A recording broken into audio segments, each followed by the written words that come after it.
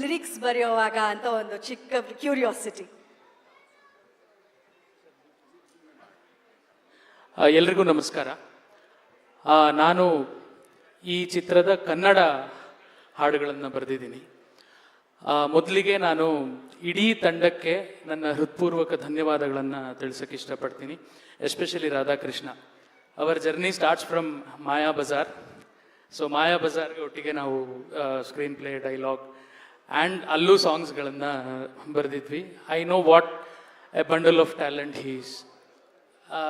What I like about his creativity is how he conceives the emotion.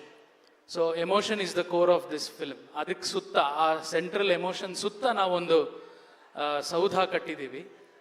But central emotion is the one which works, I guess. ಇನ್ನು ಹಾಡುಗಳಿಗೆ ಬರೋದಾದರೆ, again I don't know how to thank, I am running out of words. ಕನ್ನಡದಲ್ಲಿ ನಾವು ತೆಲುಗು ಲೈನ್ಸ್ನೇ translate ಮಾಡಲಿಲ್ಲ. There is a difference.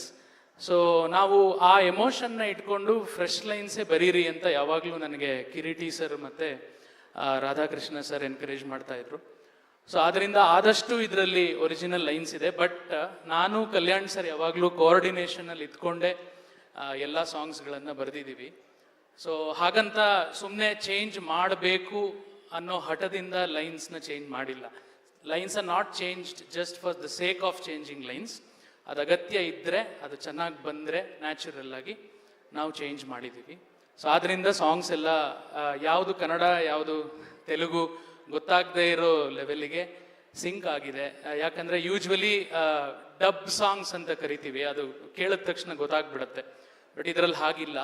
ತುಂಬ ಚೆನ್ನಾಗಿ ಸಾಹಿತ್ಯ ಮತ್ತು ಸಂಗೀತ ಬ್ಲೆಂಡ್ ಆಗಿದೆ.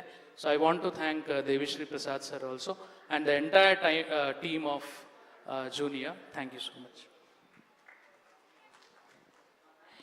ಪವನ್ ಸರ್, ಸ್ವತಃ ನೀವೇ ನಿರ್ದೇಶಕರಾಗಿದ್ದು ಮತ್ತೊಬ್ಬ ನಿರ್ದೇಶಕರಿಗೆ 3 ಹಾಡುಗಳನ್ನು ಬರೋದು, ಅದ್ರಲ್ಲಿ ಭಾಗಿಯಾಗೋದು ನಿಜವಾಗ್ಲೂ ಖುಷಿ ಆಗುತ್ತೆ.